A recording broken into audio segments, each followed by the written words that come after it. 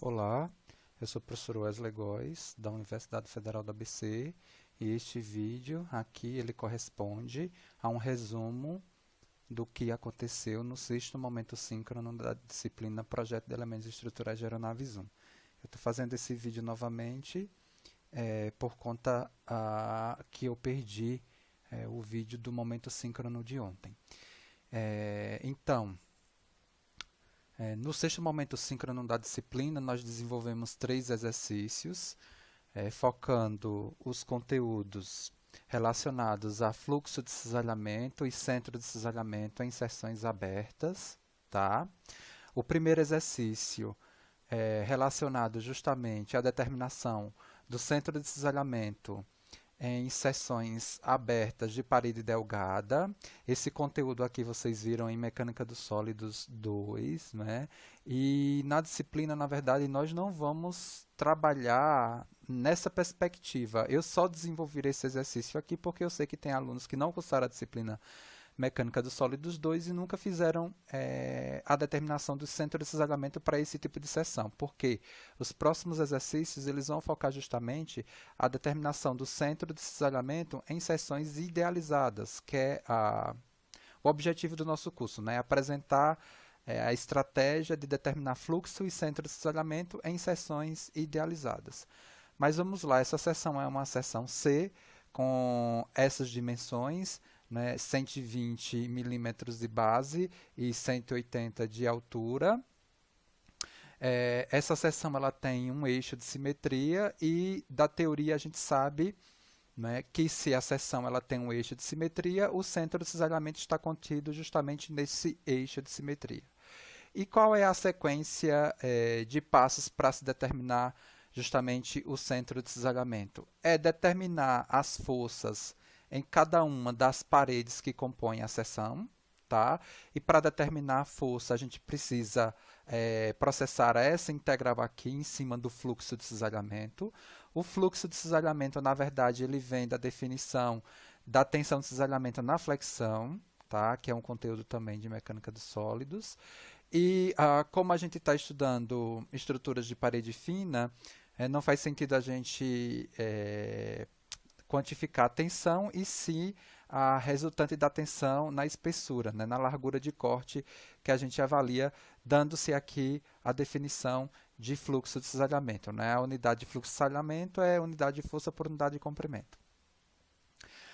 Para isso aqui, para a determinação dessas forças locais, a gente impõe um sistema de coordenada associado a cada uma das paredes. Essa foi a estratégia que eu apresentei.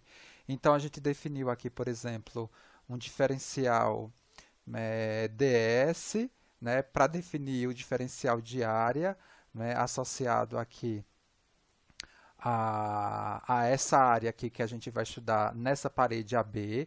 Tá? Então, o dA aqui é ds vezes a espessura avaliada. E a gente, na verdade, tem que determinar, né, esse diferencial de área aqui em relação ao ds por conta justamente dessa integral aqui processada, né, na variável s.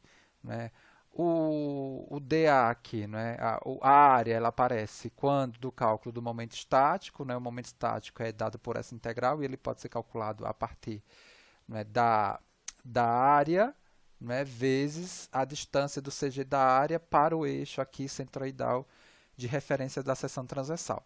Então, foi isso que foi feito. Então, na parede 1, o fluxo de cisalhamento atuante nessa parede vai ser dada por V e Z vezes o momento estático, e a dificuldade aqui é justamente calcular esse momento estático de cada uma das paredes 1, 2 e 3. No caso do momento estático aqui da parede 1, ela é muito simples de se calcular. Ele vai ser a área, né, a área aqui do elemento aqui que a gente está definindo, que vai ser S vezes a espessura, vezes a distância do CG dessa área para o eixo centroidal, que é 90. E aí, com isso, a gente tem o Q1. No caso da parede 2, a gente vai estabelecer aqui uma coordenada local aqui a partir dessa linha do esqueleto em relação à variação, né, dessa coordenada que vai de 0 até 180, né, ou seja, que pega toda a parede 2. E para o cálculo do momento estático agora dessa parede 2, a gente vai ter essa situação aqui, ó. Essa situação aqui. Antes, na verdade, a gente processou o cálculo da força na parede 1. Né? A força na parede 1, ela agora é só justamente aplicar essa integral, né, de 0 a 120, de 0 a 120, né, de Q1 no ds, né, porque Q é força por unidade de comprimento, vezes comprimento, né, me dá força, e para eu contemplar a força em toda a parede eu passo a integral. E aí a gente já tem o Q1, né, a gente já tem um Q1, substitui aqui, e a gente consegue determinar a força agindo nessa parede 1. A força na parede 3 é igual à força na parede 1 pela simetria. Né? A gente fez aqui a determinação da inércia, né? Mas eu acho que está mais para frente. E quando a gente divide pela inércia, aqui a gente obtém, né, o valor da força em função da cortante. A gente também falou, né, que a determinação do centro de desalhamento ela independe, né, do cortante, né? Na verdade é uma característica geométrica, e a cortante aqui assumida está de cima para baixo para essa questão, é só para dar um viés coerente de fluxo. Né? No caso aqui, se a cortante é de cima para baixo, essa parede vertical ela vai ter o fluxo de cima para baixo, e isso orienta o sentido do fluxo. No caso da parede 2, como eu tinha comentado, eu fiz aqui, né, uma ampliação dessa região só para justificar o cálculo do momento estático. Tá? Então, agora a coordenada S, né, sendo estabelecida a partir da linha neutra dessa posição, né, variando daqui até 180, que é a altura dessa parede 2, agora a gente, com essa situação, a gente processa o cálculo do momento estático. E o momento estático vai ser o quê? O momento estático dessa área aqui, da parede 1, mais justamente essa variação, né, de momento estático que acontece da parede 2, a partir da coordenada S. Então, como é que eu faço o cálculo do momento estático? É a área vezes a distância. A área vai ser S vezes a espessura, e a distância é justamente a distância do CG dessa área em relação ao CG da figura. Aqui eu tenho a distância, né, da linha do esqueleto até o eixo da figura, né, o CG da figura, e essa outra distância é facilmente calculada a partir dessa expressão aqui. Né? Então, esse mais esse tem que ser igual a 90, então eu consigo tirar o valor da interrogação, me definindo aqui a parcela residual do momento estático, né, da parede 2, em função da coordenada S. Com isso eu calculo o Q2 e, consequentemente, calculo a força 2. A força 2, né, processando essa integral. O IZ ele é dado por essa expressão, vale ressaltar que isso daqui é parede fina. Para a geometria dada, a gente encontra aqui a inércia, que me dá um resultado parcial interessante. Né? Se eu pegar aqui a inércia e substituir aqui, eu sei que a força 2 é a própria força cortante. Então, na sequência da solução da questão, eu tenho, na verdade, tanto a força 2, que é V, e a força 1 e 3, que é 0,267 de V, né, a partir dessa conta daqui, ó, eu peguei isso daqui e dividi pelo IZ, e eu, né, posiciono essas forças aqui agindo, né, nas paredes da minha seção transversal. O processo para se determinar o centro de cisalhamento é fazer uma redução desses sistemas de força para uma única força, né, transversal ao eixo de referência aqui, né, ao eixo centroidal, que me dá, né, a mesma mecânica que a situação aqui original. E essa situação final, ela me posiciona aqui o centro de cisalhamento. Então, o que eu fiz aqui foi pegar um ponto de referência, que foi o ponto E, levar todas essas forças para o ponto E, né, ou seja, essa força F2 aqui me gera um binário, né, nesse valor aqui de 48V, né, e eu saio dessa situação para uma única força, que no caso é a V, distante de D do ponto E, onde eu levando essa força V, né, vezes o braço D, me dá esse momento daqui, né, nesse sentido aqui. Por isso que essa força está do lado esquerdo de E. E aí, com isso, eu consigo calcular, né, o centro de cisalhamento aqui no valor de 48. Os dois outros exercícios, ele foi desenvolvido a partir do objetivo da disciplina, que é determinar fluxo e centro de cisalhamento em seções idealizadas. Então, eu tenho uma seção simétrica aqui, né, já idealizada com essas áreas que são iguais e essas unidades aqui.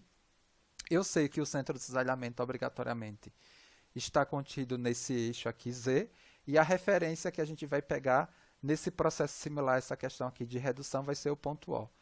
Então, o que foi que a gente fez aqui? Determinou a inércia da seção simplesmente pelo transporte das áreas, né, em relação ao eixo Z. Calculamos o fluxo, né, aqui em cada uma das paredes, assumindo a variação do fluxo pela variação de momento estático nas paredes. Tá? Isso está bem definido na teoria. Então, calculei aqui o fluxo na parede 1, 2 e 3. As outras elas são, né, simétricas, então essa parede daqui é Q2 e essa Q1. Veja que um fluxo aqui ela foi dado de forma que eu tenha coerência. Eu poderia ter dado um fluxo nesse outro sentido, não tem importância nenhuma.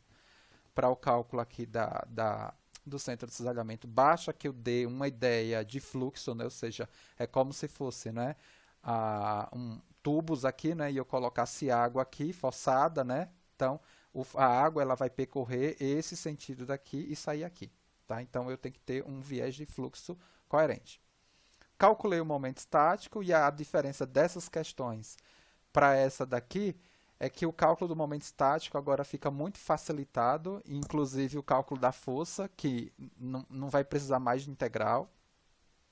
Então, eu tenho aqui o cálculo do momento estático, o cálculo de Q, das paredes 1, 2 e 3, e o cálculo da força é simplesmente multiplicar o Q pela distância. Por quê? Porque não vai ter variação mais de momento estático em relação a uma variável S aqui.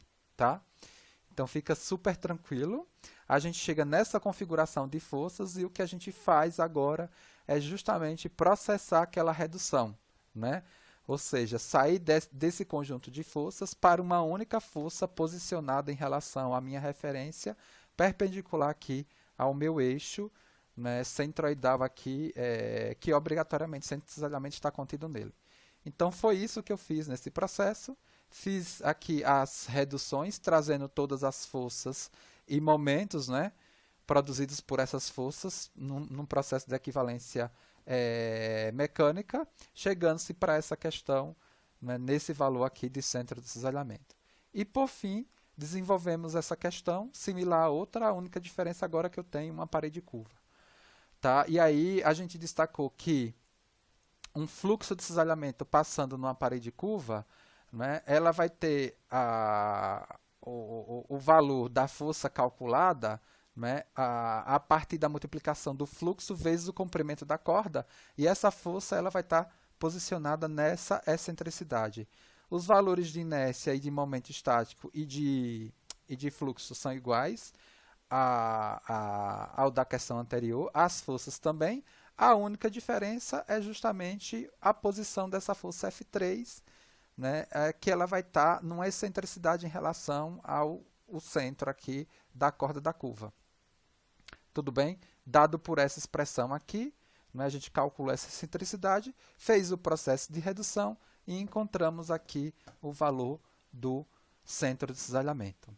Eu sei que é um resumo bem rápido, tá? Mas para que os alunos que perderam essa aula não ficarem minimamente sem explicação dos exercícios que foram apresentados. Até o próximo momento síncrono.